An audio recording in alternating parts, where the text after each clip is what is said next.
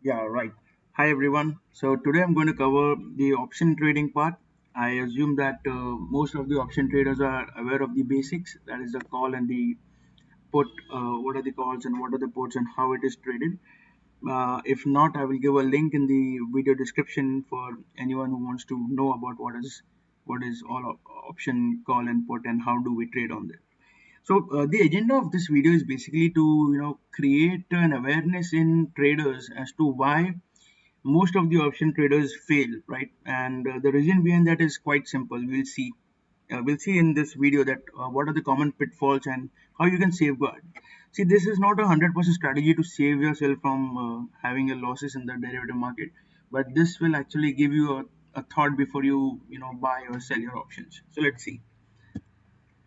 Okay, so in this example, I'm taking a long call option, and because I cannot take all types of transactions, it will become a very long video. So I will consider the long call options over here, wherein you are betting that the underlying stock will increase in value, and hence you have bought a long call option. Now, option works on the Greeks, right? The option value is derived because there is underlying movement of the stock. There are various other things such as the time to maturity and how much volatile the stock is and all those things. So these are denoted by the Greeks. The first Greek is delta. We'll come to what delta is and how it is measured. The second order derivative is gamma. Then we have the value which is impacted because of the time. So a lot of option traders think that why the value of option is just going down to zero on the maturity date or on the expiry date, and how does this happen and what are the reasons behind it. We'll not cover row because it is not significant for long call options as of now. It is significant in terms of options as such, but I'm not going to cover it because it has a very insignificant impact on this option pricing. And the most important one is Vega, often neglected, but we will see how you could have really made a fortune for yourself if you track this kind of option Greek. Okay, so the first one is delta. So what is delta? Delta is measured as a change in the option price basis change in the underlying stock.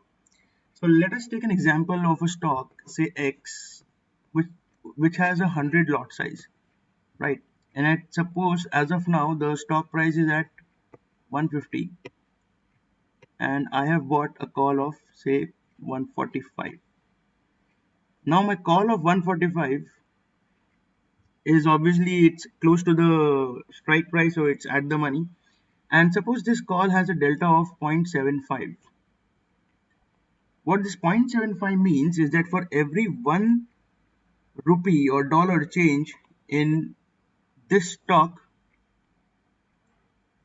150, I'm going to have a 0.75, sorry, 0.75 into 100, that is 75 rupees gain. How is the 75 rupees calculated? It's 0.75 is the delta. Then what is delta? Measured as a change in option price basis change in the underlying stock. The underlying stock is moving by $1, so my option will move by 0.75, but my option has 100 as the lot size.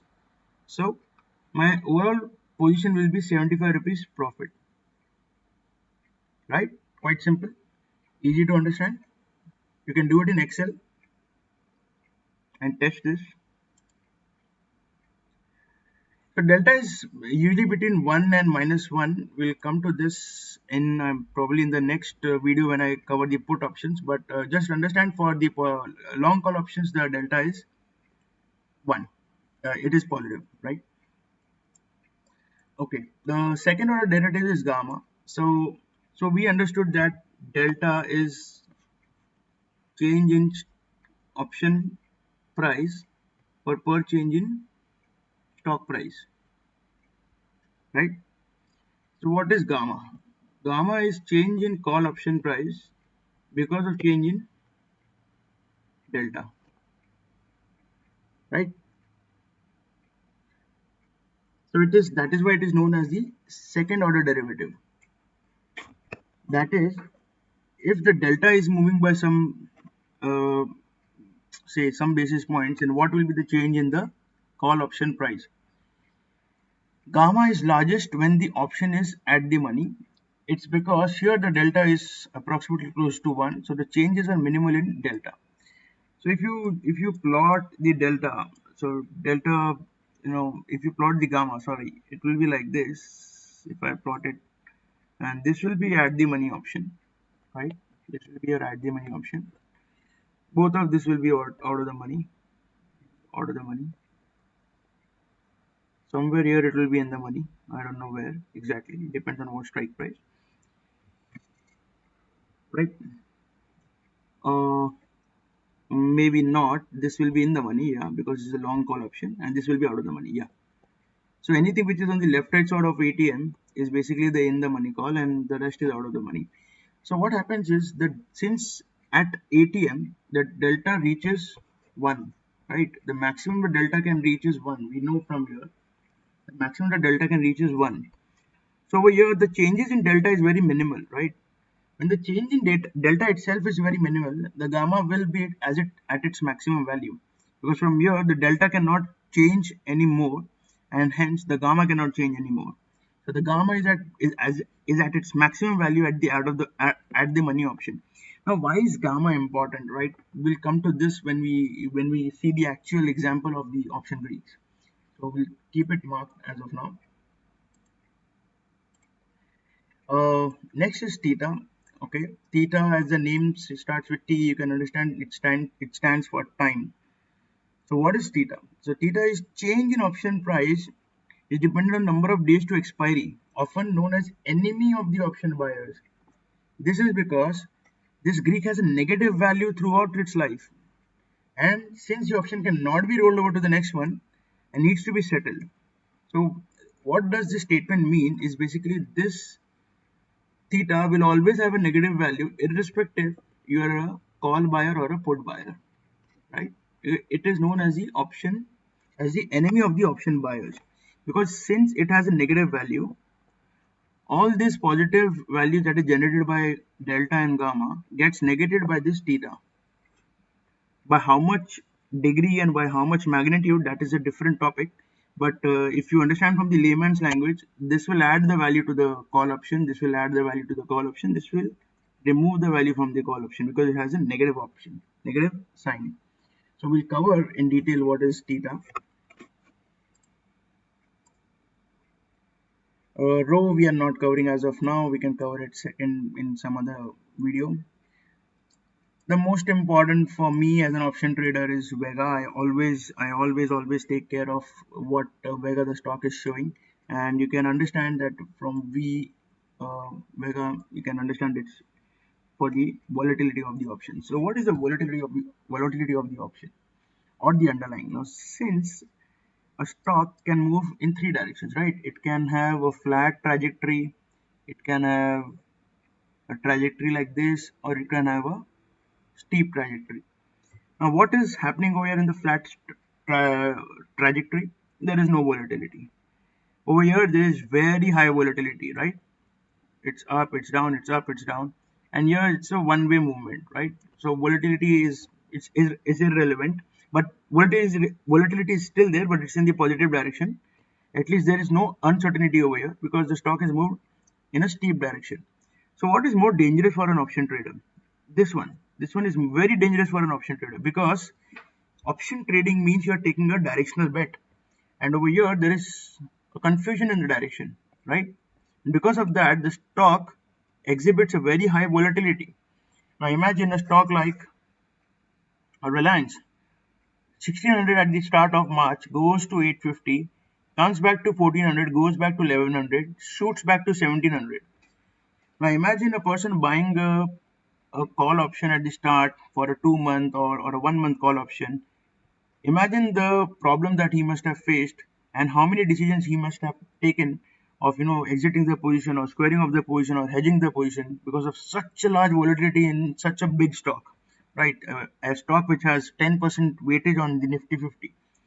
So you can understand that why Vega is so important and why people lose money because they don't track this important option Greek.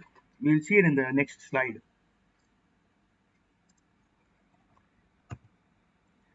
Okay, so I've taken upstocks. So by the way, I trade in upstocks. So I've just taken an example from today morning, right? Uh, though I've taken a put option, you can consider this as a normal option, and I can explain what is going on over here. So what are important things to look over here? First is what strike price you have taken, right? You cannot have a very far away strike price.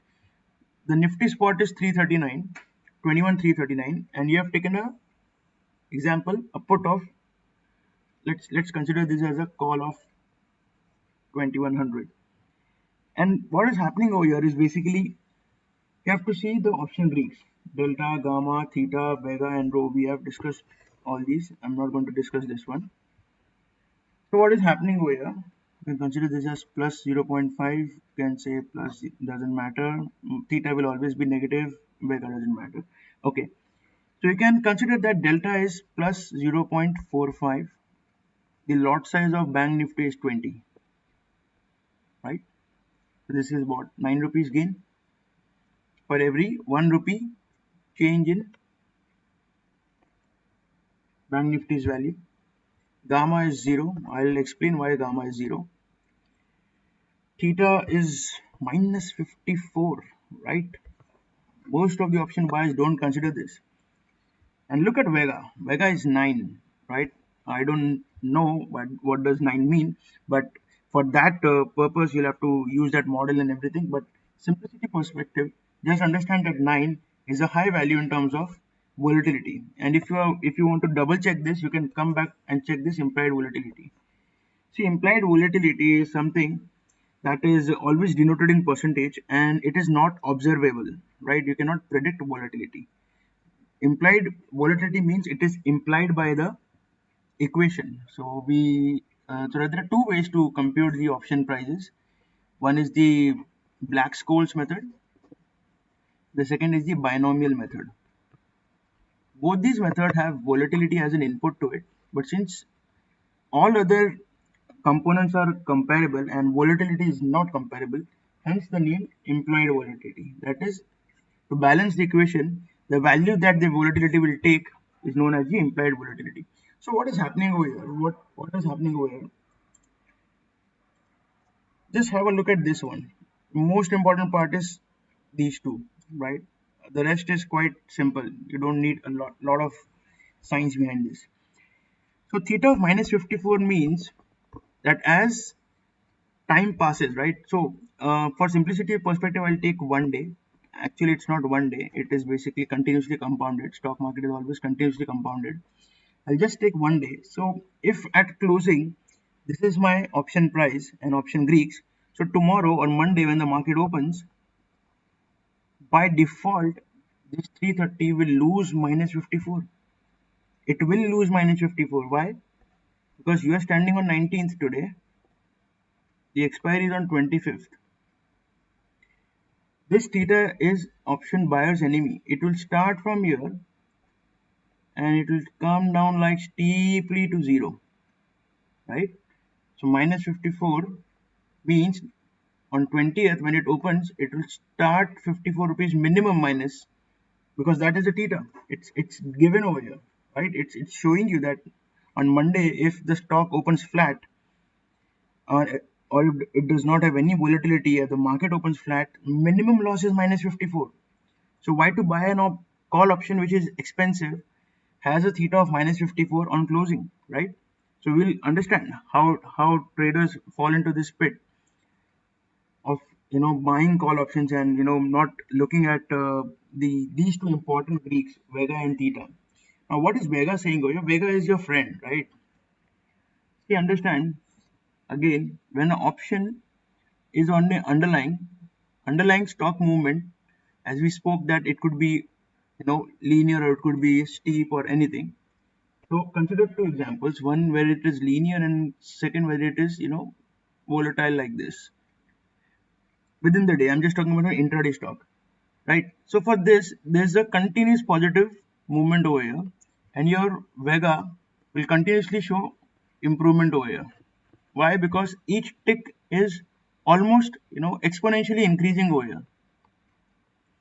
It will keep on showing positive, and the call option will always be profitable, always, irrespective of if the theta is too much and it is negating the call option value, then it is a different thing. Otherwise, the call option will always be in positive and profit, because over here the growth is exponential intraday, right? If you see a stock which it's 20% circuit, like any nifty stock, this the call option is always going to be positive.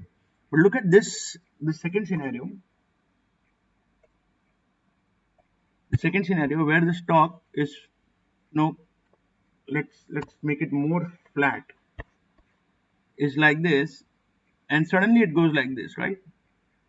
What happens over here is the call option will start losing value, because this 55 will become 44, it will become 22, it will become 10, because there is no volatility in the market. The underlying is not volatile. Plus theta is already negating the value. Call option value will go down, let's say 10%, 20%, 30%. Suddenly over here some news comes in, right? What happens? There is some news which is coming over here, and the stock goes exponentially up. Now what will happen? This 10% of volatility will become 1000%. It can become 1000%.